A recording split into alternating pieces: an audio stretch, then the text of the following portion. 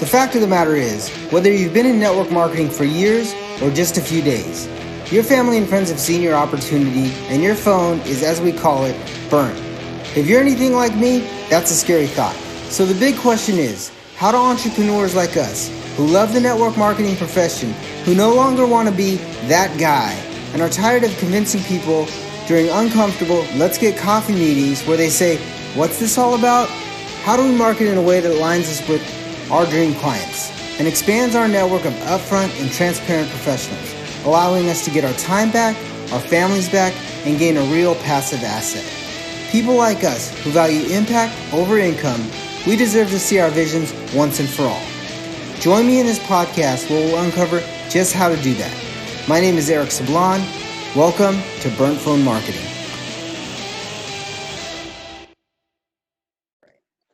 What's going on, guys? Eric Sablon, Burnt Phone Marketing, and I'm super excited. I have a special guest today. Her name is Jen Motyka, and she's actually been in the network marketing space for a while. She's a serial entrepreneur.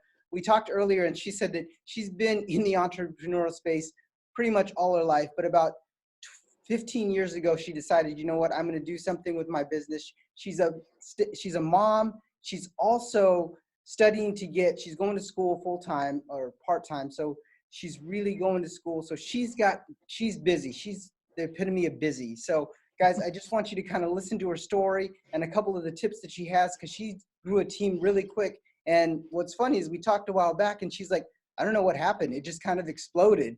And I'm kind of hands off, but it's great. So Jennifer, welcome to the show. Thank you so much for having me.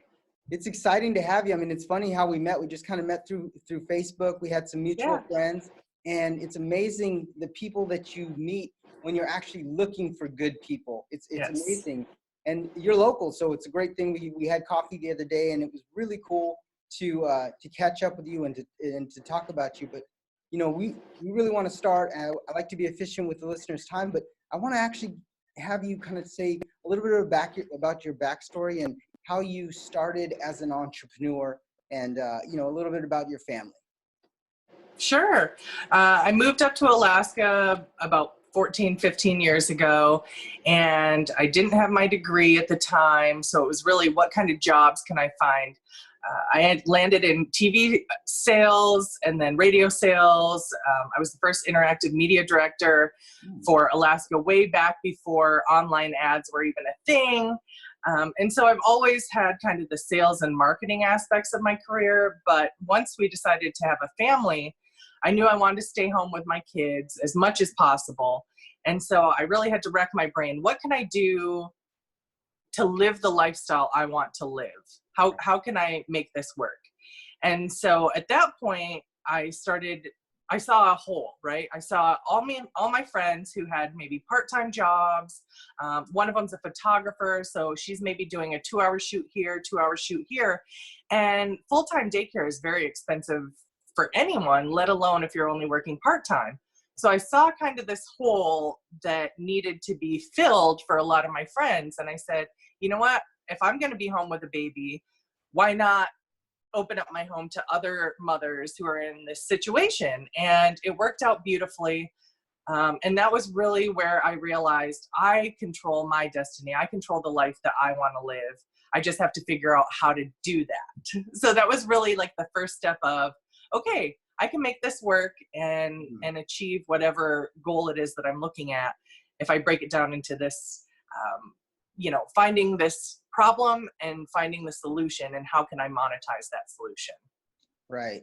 And I talked a while back to a couple of my other guests, and they're always like, you know what, I'm trying to find my niche. I'm trying to find where I'm at to excel in my business, and a little bit about some passion that I have. And it sounds like you found it helping mothers that were in the same situation as you were. I didn't know that you were in radio, so a little bit about, we're kind of going a little off script, but that's all right. What was your biggest takeaway about radio sales, like the promotion of sales? Because a lot of the listeners, this is Burnt Phone Marketing, so a lot of the listeners are like, well, how do they promote on a grander scale? So like when you walked into a restaurant or a bar or whatever you were pitching, what was like your main focus for those customers? Again, it's the same thing as finding this problem, with the mothers that weren't able to do full-time daycare. It's going into a business, and this is the exact same thing with any sort of customer, finding what their problem is and you providing the solution. Because then you're not in sales, you're a problem solver. Mm-hmm. And that creates a different sort of relationship and a different sort of connection than if you just walk in and say, hey, buy my product, buy my airtime, buy whatever it is. Then you're becoming a friend, a tool for them. Mm-hmm. And that's a much better relationship, I think. Right. So you become a tool and a resource because not only are you solving the biggest problem that they have, but you're also, now they know, like, and trust you because you solved that problem. So then it Yes. just builds off of that. So you're building a good customer for future. Yes. Yep. Okay, cool. That's a big nugget, guys. You should really listen to that. Write it down. Find their problem, offer a solution, and provide the solution, because everybody is looking for the fix for what their biggest problem is. And you just got to uncover that. Mm-hmm. That's good. So the next question, what business are you in? I know you're in a network marketing company. What business are you in, and what does your dream client look like? So I actually started Blitz Promotions, my promotions company, before I joined Color Street, which is a dry nail polish. Mm-hmm. And it was the same thing. I saw a problem. I had a bunch of friends with all these different businesses that didn't have a brick and mortar space. Right. And then I also had another friend who was going through some personal, hardships. Her child needed surgery. And I just thought, there's all these problems. What can I do to solve them? And I thought, what if we do a fundraiser and we bring in all of these vendors and we raise some money to help this family out? And we did it. And I was good at it because I had done radio promotions. I had done TV promotions. I knew how events work. I have a background in nonprofit, and I was, chair for a couple events on the board. So organization and problem solving are pretty simple. So we had this event and the feedback was amazing. And so it kind of led to some growth in that business. And then I got caught up in a vague book. Somebody vague booked about a company that was just launching. And I had seen all my friends with these businesses through this event having all this success. And I'm thinking, if they can do it, why can't I? I at least give it a shot. So I got caught in the vague booking and I messaged my friend. I said, tell me more about this company. It was just launching, or it hadn't even launched yet. And it was like Fort Knox, how quiet and secret we had to keep everything before we launched. But she told me a little bit about it. She said it's a beauty product. And then, over time, I learned more and more about it. But I ended up joining before I even sampled the product. I hadn't even tried it. But I just heard, the whole keywords, ground floor. And I just thought, I'm going to give it a try. I don't have anything to lose by trying, by throwing myself out there and just trying it. Yeah. And so that's kind of how it started. And then it snowballed so fast. I mean, I had never done a business like this. And, Facebook Lives were just kind of becoming the thing. And I remember I had this whole background, and I was going to do my hair and makeup, and I was going to do this whole kit reveal. And that kit got here, and I got the notification on my phone, and I was just getting out of the bath, and I threw my robe on and ran downstairs, and I did my whole launch live in a robe with wet hair because I was so excited. But it worked out because it was authentic. It was real life. It wasn't the made up, background, perfect world that everyone tries to portray. It was authentic. It was my excitement coming through.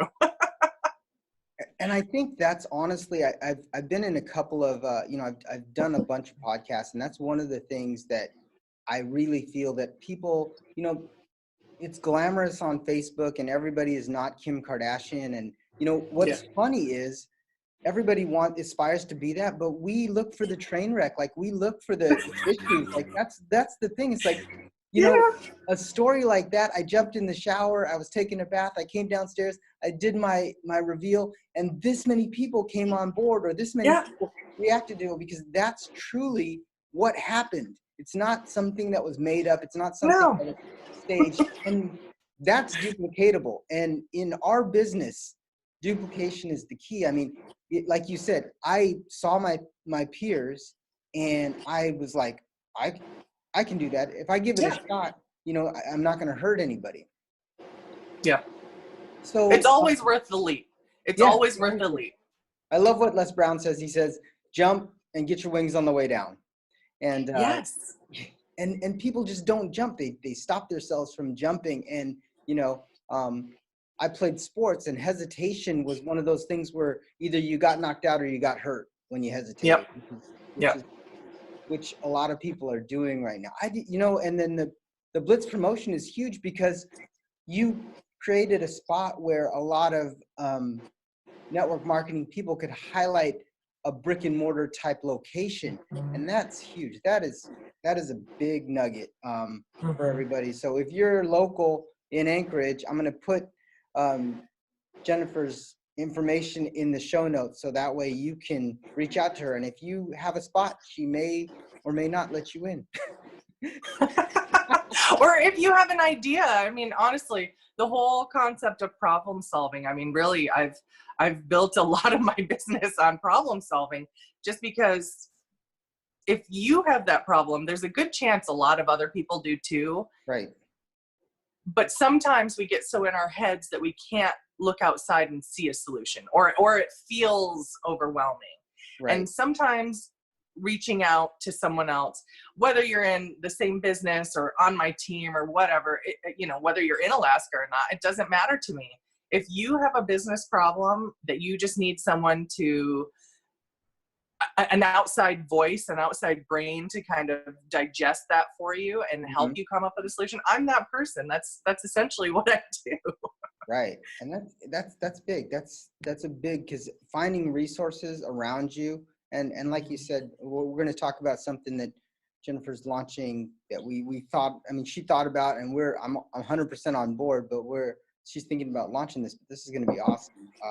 Just stay tuned, because you're the average of the 5 people we hang around with, and you might as well get some really good people, even if they're in network marketing, even if they're not in network marketing, but they may be in sales. You know, I follow Grant Cardone because he's in sales. He likes network marketing, but that's not his big push. It's really just sales and real estate. But yeah, this is a great interview. Thank you. I'm hoping that the audience is getting a lot of nuggets from this, because good. The promotion side that not everybody has, and some insights that not everybody has, because when you're doing network marketing, you want it to be exciting, you want it to be fun, you want it to be magical, and you want it to be simple. But you know, you want to partner with people that can create this blitz or create this energy, and I think you have that in your back pocket, definitely.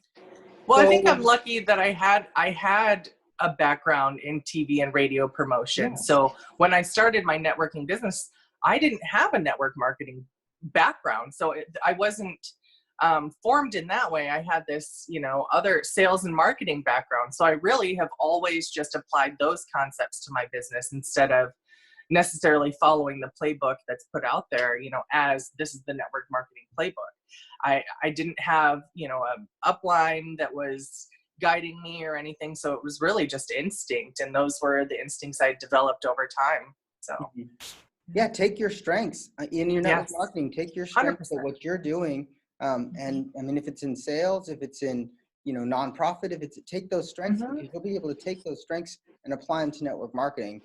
What's funny is you end up attracting the people that are like you. Like if you're doing a lot of nonprofit stuff, guess what? In your network marketing business, you have a lot of nonprofit people, so you can talk their talk, which is really good. If you're in sales, you have a lot of good salespeople, and you have to really quickly become a good leader, because salespeople go out, what system? You know, they're just plugging people in, and it's sometimes it's awesome, and sometimes you're like, whoa, slow down. We kind of need to figure out what they're going to do next, what the people Yeah, that you brought in is going to do next. Uh, so exactly. you've been an entrepreneur for over a decade, and you've been in sales and marketing. What would be go back 10 or 15 years, what would be the one thing that you would have told yourself that you feel would have increased the speed of your business that the audience could just write down and take a nugget and apply today? Sure. Get over yourself. I think as I get closer and closer to my 40s, and I have a little bit of time still, but I think as I get closer and closer to my 40s, I'm able to let my ego go. Mm-hmm. And it's no longer about competition with anyone else but myself.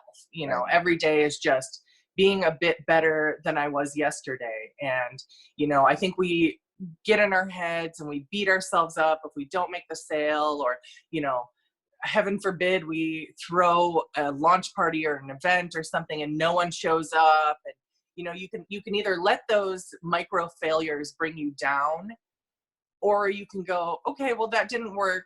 We'll try again tomorrow, and wake up and you do it again, and you do it a little differently, or you reach out to someone else and go, hey, this really didn't work for me. What advice do you have? What's worked for you? You know, and letting go of that ego and not having to be the expert, not having to be the best, just constantly striving to be a little bit better than you were yesterday. Yeah, learning for the next day and taking your failures as a success because you just learn from them. And I went to a Danny Johnson event a long time ago, and it always stuck in my head. Is like, there's two things she said: your ego is not your amigo. I love that.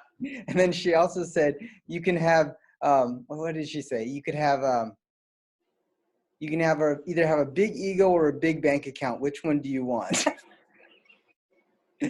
It's true. It's so true. I mean, we're our own best friends and own worst enemies, you know? Totally. It's amazing to see, you know, what we do and the stumbling blocks that we have, and then the barriers that we put up for ourselves. And they're all our own barriers. They're not external barriers. A lot of them are internal barriers. And if we can just kind of get over those, and you know, reaching out to people and talking to the right people, kind of what you were talking about, really will help people. You know, will help you overcome those barriers that a lot of people are stuck in. And and save you a lot of time, because if I failed at XYZ and you failed at ABC, then we can talk about those failures and hopefully prevent them for the other person, you know? And learning from other people's mistakes is a great way to prevent them in yourself as well. Yeah, that's what John said. John said when he writes his book, he wants to compress everybody's time frames for them. He's been in the industry for 20 years. He's like, I just want, if I can compress your time frames from 1 year to 6 months, from 10 years to 5 years, from 20 years to 10 years, that's my goal. My goal is just to cut your learning curve in half, because I already walked the path. I already pushed through. Just follow my steps and I can help you. I already went through those struggles. So you know, I love what you're saying. It's like mentorship and learning and like reflecting on what the issue was. That's huge, guys. Take those nuggets. Again, the value is fantastic today. The value is awesome. And I think a lot of people are going to really like this podcast. So I'm excited about this. So what are you working on right now? And where can the audience find more about you? Yeah, so something, I had a coffee date, actually the day before we had met with another huge network marketer that's local. And, you know, for me, I am an opportunity catcher. So I'm constantly looking for opportunities, and her name had popped up in a number of different ways. And I just thought, you know, sometimes you're drawn to these things, and I thought I got to meet her. So I met with Haley, and she's another, like I said, big network marketer, has had insane amounts of success. And I had already been kind of thinking about this. So when she said it, it was one of those like aha moments, right? Here's the problem. I'm going to come up with a solution. But we were talking about how once you've achieved a certain level of success in network marketing, it can become very isolating because not as many people not as many people have had those experiences. Not as many people have had those failures. So there's a fewer resource pool to kind of go to get advice about, you know, I have a team of this big, or we're expanding to another country, or, you know, some of the things, you know, I had a really strong leg and now they've kind of just fallen apart. How do I rebuild? So there's a lot of questions that we as leaders have. And particularly for myself, and I recognize this in myself since I haven't been doing network marketing long enough. I mean, really, I'm pretty proficient in a lot of things, but I'm okay with setting my ego aside and saying, here's a lot of things I don't know. And so we started talking about having kind of a leaders dinner table where we would invite some local leaders, and it doesn't necessarily have to be network marketing. I think there's so much value in, like you said, you know, that you're similar, you start to take on the attributes of the 5 people that you surround yourself with the most, right? So finding those leaders who are also experiencing the same issues that you're having, or other issues that maybe you can troubleshoot for each other so that you don't have to continuously go through the same mistakes that other people are making. So I think having, you know, a group that you can commiserate with or celebrate with that understand is a hugely valuable thing, particularly in Alaska, but anywhere. I mean, any of the events that I do or any of the ideas that I have are completely duplicatable. They're not anything, I'm not trying to fly to the moon yet. You know, I'm not Richard Branson. I'm just trying to set up a dinner or an event or whatever. So, you know, if you're out there and you're thinking, gosh, that sounds like a great idea, take the leap and do it. You know, do it for yourself, do it for your community, do it for your little group. You know? Yeah, and I think that one thing that's really cool is when network marketers get together, they can, and there's some ground rules that you're not trying to recruit, and that's one thing that's terrible. Like, you always get that 1 or 2 people in there that are like, oh, they're a leader, I'm just gonna recruit them, and you know, you just kind of want to set those boundaries. But when network marketers get together and they work on something that's bigger than them, it's going to be, you know, it'll be an amazing dinner. As long as, again, you check your ego at the door, you check your recruiting spiel at the door. Like, you can say who you are and what you do and how you do it, but, you know, check the recruiting at the door. I think that round table, I think that dinner would be phenomenal. And I just think, I'm all in, so just let me know when it is. So well, and I think, again, you know, a lot of times, and again, I'm new to network marketing, I'm no expert, but I think there's this mindset that we really need to kind of change. We are business owners. Even though the business looks different, there's no reason we can't run it the same way, you know, that hospitals run or banks run or, you know, auto shops. Whatever we're doing, there's other businesses out there that we can learn from, and ourselves, we need to kind of go, okay, this is a business. This isn't just a side hobby. This isn't just, I'm not just a kidnapper, you know. You got to think, I'm the boss of my business, no matter how big or small it is, and truly run it as a business. So I think going out there and having a dinner with other people who are business owners, period, network marketing or not, you know, really has value. Yeah, I think it's going to put the right people in the right room. And if you're open to listening to what they have to say, then you'll definitely pull some huge nuggets from. Yeah, definitely. It's all about the people you surround yourself with. So this has been a great interview. The last question I always ask, and I like it because it really peels back the onion from, you know, who people are, because a lot of times people are like, well, I can't do that because Jen did this and she was in radio, and again, we're talking about those internal beliefs that are basically saying, I can't do it because of this, this, this, and this. a lot of times, like you said, is just do it, or, just jump. And most of the time, if you can find the ways that you can, all you need is one or two ways that you can, Mm-hmm. and you'll be Mm-hmm. successful, or you'll at least take the jump. So Mm-hmm. in your business today, what's the one thing that keeps you up at night? Good, bad, or both? Am I providing enough support to my team? Okay. One of the side benefits that I had no idea I would experience when joining a network marketing business was the community and the sisterhood and my power. And I really had to recognize this and respect it. My power as a leader to really shape people's lives. Mm-hmm. And it's thrilling and it's terrifying at the same time. Yeah. But to really think, I have all these stylists all over the United States, and am I reaching my lady in California the same way that I'm reaching, my friend who lives 5 minutes away and can pop over with questions?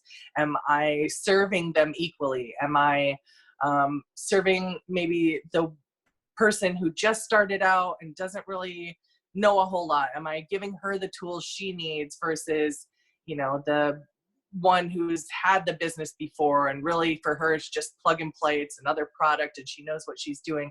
So I think really being the kind of leader that I would want, Mm-hmm. and being consistent with that, showing up. I'm such a like you said, I'm a busy person. Mm-hmm. And so am I devoting enough time to being a good servant leader to my team? That really is always kind of on the top of my mind. Well, I just looking from the outside, and seeing, your posts on Facebook and the people that you're surrounded with, I definitely feel that you are being a great servant leader, and you can tell that your heart is on your sleeve all the time, like just the promotions that you're trying to do.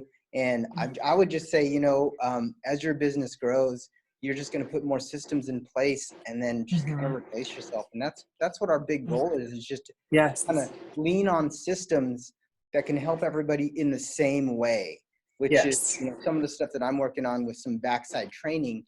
But yeah, I have that same thing. It's like, what if I get a guy that comes in that has a team of 10,000? And what if I get a guy that comes in that has no team, but he knows 10,000?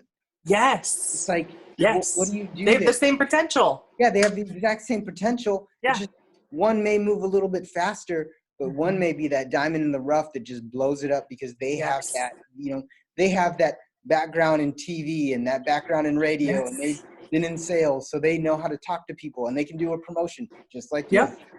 Yeah, I guarantee my upline's happy they have me. Exactly. So I'm just going to close out the podcast. Thank you so much for joining. We may have to do this again because I really want you to kind of share with the group, share with the audience a little bit more nuggets on the promotion side, because I think that that's a big thing. Like, one thing that scares people is, going out there and promoting, and they don't want to have the me show, where it's just you and your upline, or you and the person you invited. They don't want to have that. So there's a lot of nuggets that I think, and there's a lot of structure to doing a good promotion. Yes. And I think you'd add some massive value. So we may pull you aside on another one and go straight.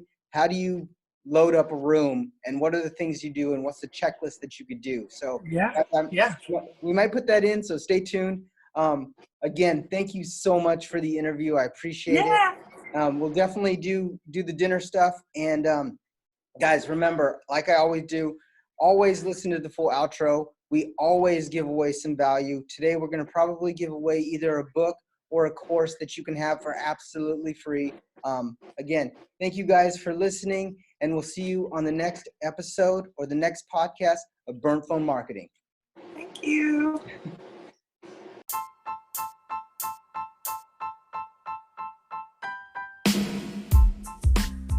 Hey, thanks for listening. Please remember to rate and subscribe. I know it's hard to find people to pitch or talk to when your warm market dries up. So what do?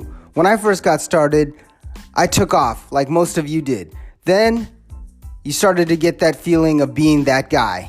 Me too. So to help you from hitting that brick wall, I've created a summit with the top 10 network marketing professionals. for you, 100% complimentary. Yes, it's free. I want to start off by building an amazing relationship with you. So no matter if you've been in the industry for years or you just got started, this summit is for you. So go to www.burnphonemarketing.com and get your complimentary network marketing summit. Again, that's BURNTPHONE marketing.com and get access to this phenomenal summit. There you are going to find 3 keys to building a solid network marketing business. Number 1, belief. Number 2, strategy. And number 3, action.